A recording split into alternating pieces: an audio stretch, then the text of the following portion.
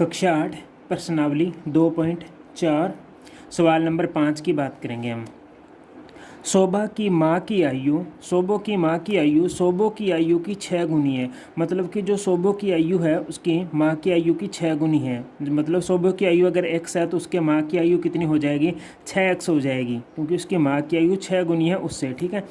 5 वर्ष बाद शोभो की आयु, 5 वर्ष बाद मतलब कि जो शोभो की आयु पहले हमने x मानेंगे, उसमें मतलब 5 जोड़ेंगे तो 5 वर्ष बाद जो उसकी आयु होगी, माँ की वर्तमान आयु की 1/3, जो उसकी माँ की वर्तमान आयु है उसकी 1/3 के बराबर हो जाएगी। तो उनकी आयु ज्ञात करें। ये हमें क्वेश्चन नंबर 5 में बताया गया है, हम ज्ञात करेंगे।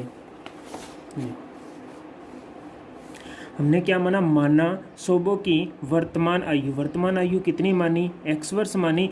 तो क्वेश्चन में कहा गया है कि अतः माँ की आयु कितनी हो जाएगी, 6 × x, क्योंकि उसकी 6 गुनी, तो 6 × x बराबर 6x हो जाएगा। 5 वर्ष बाद शोभो की आयु कितनी हो जाएगी, 5 वर्ष बाद मतलब बाद, तो पहले कितनी है, x है, तो 5 वर्ष बाद कितनी हो जाएगी, x + 5 हो जाएगी। अब प्रश्न में क्या दे रखा है, तो क्वेश्चन में क्या दे रखा है, हमने यहाँ तक कर लिया 6 गुनी। 5 वर्ष बाद शोभो की आयु उसकी माँ की वर्तमान आयु के 1/3 हो जाएगी। मतलब कि प्रश्न अनुसार उसकी 5 वर्ष बाद में आयु कितनी हो जाएगी, x + 5 बराबर 1/3 किसकी हो जाएगी, उसकी माँ की वर्तमान आयु। और माँ की वर्तमान आयु कितनी है, 6x है, तो उसकी 1/3 कितनी हो जाएगी, 1/3। 1/3 का मतलब 6x × 1/3। हम काटेंगे 3 × 1 = 3, 3 दूनी 6, तो ये हो जाएगा 2x आ जाएगा। तो x + 5 बराबर कितना, 2x। तो ये x इधर जाएगा तो माइनस का हो जाएगा, तो 2x में से x गए तो हमारे पास में कितना बचा, x। तो x बराबर हमारे पास में कितना आ गया, 5। अतः शोभो की वर्तमान आयु हमने कितनी मानी थी, x मानी थी, तो x का मान 5 है, तो 5 वर्ष हो जाएगी। और माँ की वर्तमान आयु हमने कितनी मानी थी, 6x, तो 6 × x का मान हमारे पास में 5 है, तो 6 × 5 = 30, तो कितनी हो जाएगी, 30 वर्ष हो जाएगी। क्वेश्चन नंबर 6 में कहा है, महुली गांव में एक तंग आयताकार भूखंड विद्यालय बनाने के लिए सुरक्षित है। इस भूखंड की लंबाई और चौड़ाई में 11:4, 11 और 4 का अनुपात है। गांव पंचायत को इस भूखंड की बाढ़ कराने में 100 रुपये प्रति मीटर की दर से 75,000 रुपये व्यय करने होंगे। तो भूखंड की माप ज्ञात कीजिए। इसने कहा है कि एक आयताकार भूखंड है जिसकी लंबाई और चौड़ाई अनुपात 11:4 है और उसके चारों ओर हमें बाढ़ करवानी है। तो 1 मीटर मतलब प्रति मीटर मतलब 1 मीटर में 100 रुपये लगते हैं। तो उसकी लंबाई और चौड़ाई कितनी हुई ये ज्ञात करना है, और कुल व्यय हमारे पास में कितने हैं, 75,000 रुपये हैं। इसका कहने का मतलब है कि हमारे पास में एक इस प्रकार आयताकार भूखंड है, मानो ये आयताकार भूखंड है, और इसकी इसने कहा है कि लंबाई और चौड़ाई, मतलब लंबाई इसकी माने हम 11x और इसकी चौड़ाई अगर हम माने 4x, तो लंबाई और चौड़ाई ये भी 4x और ये भी 11x, आमने सामने की भुजाएं बराबर होती है। आयताकार भूखंड है, ठीक है, तो हमने इनको x में मान लिया। अब इसने कहा इसके चारों ओर बाढ़ करवानी है। चारों ओर बाढ़ करवानी का मतलब इसके परिमाप की बात कर रहा है वो, तो हम इसका परिमाप ज्ञात करके उसके बराबर रख लेंगे। देखो क्वेश्चन में हमने माना आयताकार भूखंड की लंबाई कितनी हो जाएगी, 11x मीटर, क्योंकि अनुपात में इसलिए हमने x लगाया, तो 11x मीटर। आयताकार भूखंड की चौड़ाई कितनी हो जाएगी, 4x मीटर, ठीक है। तो आयताकार भूखंड की कुल माप मतलब उसकी परिमाप क्या होता है, उसके चारों ओर की दूरी, 11x 4x 11x 4x, तो हम इसको जोड़ेंगे तो कितने, 11x + 11x + 4x + 4x, या हम इसका परिमाप का आयत का सूत्र भी लगा सकते हैं। तो इन सभी को जोड़ेंगे तो कितना आ जाएगा, 30x मीटर आ जाएगा। अब हमें क्वेश्चन में क्या दे रखा था, चूंकि 1 मीटर बाढ़ लगाने का व्यय, 1 मीटर बाढ़ लगाएंगे तो कितने रुपए लगते हैं, 100 रुपये लगते हैं। तो हमने 30x मीटर बाढ़ लगानी है, तो उसका खर्च कितना हो जाएगा, 100 × 30x मीटर बराबर कितना आ जाएगा, 3000x रुपये, ये हमारे पास में आ जाएगा। तो अब इसने प्रश्न अनुसार प्रश्न में क्या दे रखा है, देखो प्रश्न में क्या दे रखा है, भूखंड में बाढ़ लगाने का 100 रुपये प्रति वर्ग मीटर की दर से व्यय कितना दे रखा है, 75,000 रुपये, 75,000 रुपये लगते हैं। तो देखो प्रश्नानुसार 3000x बराबर कितना आ जाएगा, 75,000 मीटर। तो जो प्रश्न में दे रखा है उसके अनुसार 3000x बराबर 75,000। तो यहाँ से हम x का मान ज्ञात करेंगे। 75,000 बटा में कितना आ जाएगा 3,000।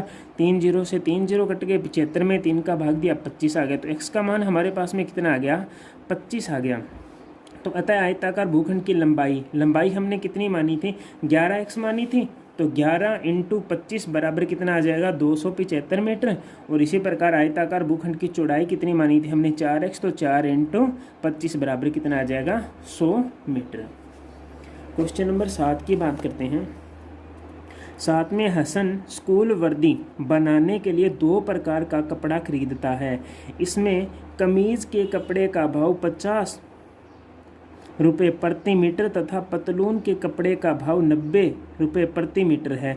उसने कहा कमीज के कपड़े का भाव है 50 रुपये प्रति मीटर और पतलून के कपड़े का भाव कितना है 90 रुपये प्रति मीटर। वह कमीज के प्रत्येक 3 मीटर कपड़े के लिए पतलून का 2 मीटर कपड़ा खरीदता है। मतलब 3 मीटर कमीज के कपड़े खरीदने के लिए वह पतलून का कितना खरीदता है 2 मीटर कपड़ा खरीदता है पतलून के लिए, और कमीज के लिए 3 मीटर। मतलब इनका अनुपात है 3:2 अनुपात दे रखा है। वह इस कपड़े को क्रमशः 12% तथा 10% के लाभ पर बेचकर 36,600 रुपये प्राप्त करता है। मतलब कि कितने रुपये प्राप्त करता है 36,600। तो पतलून के लिए कितना कपड़ा खरीदना पड़ेगा, हमें कपड़ा बताना है पतलून के लिए। तो कैसे ज्ञात करेंगे, देखो माना हसन ने पतलून का कपड़ा खरीदा, कितना उसने कहा 2 मीटर। तो हमने मतलब 2:3 मतलब वो अनुपात में बात कर रहा था, हमने इसके साथ में एक्स लगा दिया इसलिए। तो ये कितना हो जाएगा 2x मीटर।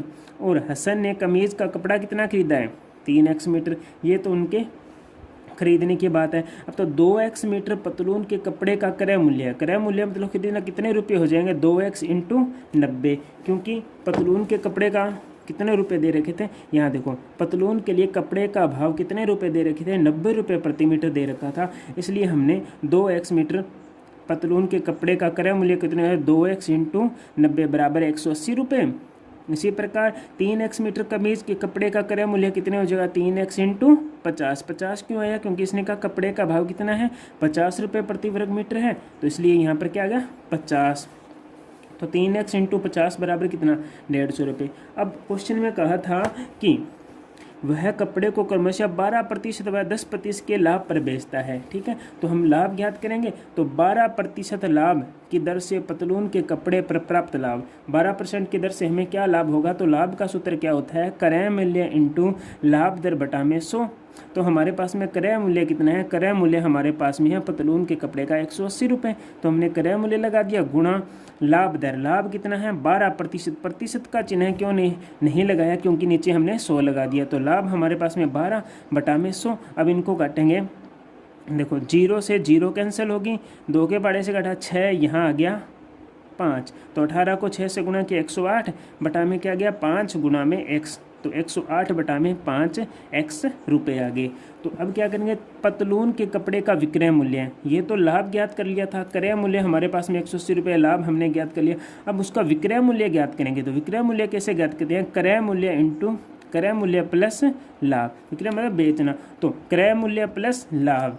तो क्रय मूल्य 180 प्लस लाभ कितना आया 108 बटा में 5x। तो हमें 5 को लघुत्तम लेंगे, तो 5 को 180 से गुणा किया तो 900x प्लस 108x। तो बराबर कितना आ जाएगा 1008x बटा में 5 रुपये। यह पतलून के कपड़े का विक्रय मूल्य आया है।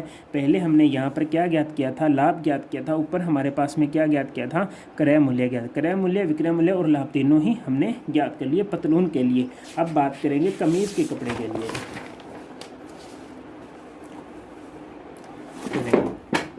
10% की दर से कमीज के कपड़े पर प्राप्त लाभ। अब कमीज के कपड़े पर लाभ ज्ञात करेंगे 10% की दर से।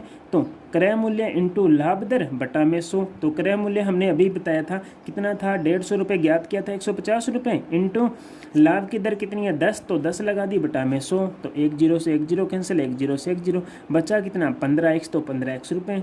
अब कमीज के कपड़े का विक्रय मूल्य ज्ञात करेंगे, वही क्रय मूल्य प्लस लाभ। तो क्रय मूल्य हमारे पास में 150 रुपये था, लाभ हमारे पास में 15x बराबर 165 रुपये। अब दोनों कपड़ों का क्या है विक्रय मूल्य ज्ञात करेंगे, क्योंकि हमें क्वेश्चन में विक्रय मूल्य दे रखा है 36,600। तो इसलिए हमें विक्रय मूल्य ज्ञात करेंगे दोनों का। तो दोनों कपड़ों का विक्रय मूल्य कितना हो जाए 8x बटा में 5 प्लस 165x, तो कितना आ जाएगा, 5 हमने लघुत्तम लिया तो 1000, 8x प्लस 5 को 165 से गुणा किया तो कितना आएगा 825x। अब इन दोनों को जोड़ेंगे तो 1833x बटा में 5 रुपये, ये दोनों कपड़ों का क्या आ गया, विक्रय मूल्य आ गया। अब बात करेंगे प्रश्नानुसार। प्रश्नानुसार उसने कहा है कि दोनों कपड़ों का विक्रय मूल्य कितना है, मतलब कि बेचा कितने में है, 36,600, तो ये विक्रय मूल्य 36,600 के बराबर आ जाएगा। तो 1833x बटा में 5 बराबर 36,600। अब ये 5 इधर भाग में है तो इधर जाएगा, तो बराबर के साइड में जाएगा तो गुणा में आ जाएगा, तो यहाँ आ गया गुणा का निशान। तो 1833x बराबर 36,600 इंटू 5। अब x का मान ज्ञात करना है तो x बराबर ये गुणा में इधर आके भाग में, तो 36,600 इंटू 5 बटा में 1833। 1833 से इस 36,600 को काटेंगे तो कितना आएगा 20, और 20 को 5 से गुणा करेंगे तो 100। तो हमें क्या ज्ञात करना था, पतलून के लिए खरीदा कपड़ा। तो पतलून के लिए हमने खरीदा कपड़ा है, कितने मीटर खरीदा वो ज्ञात करना। तो हमने माना था 2x माना था, तो 2 गुणा x का मान हमारे पास में 100 आया, तो 2 को 100 से गुणा किया 200, तो 200 मीटर। तो पतलून के लिए कपड़ा खरीदा, कितना कपड़ा खरीदा, तो 200 मीटर। वीडियो अगर आपको अच्छा लगे तो चैनल को सब्सक्राइब करें और वीडियो को लाइक करें।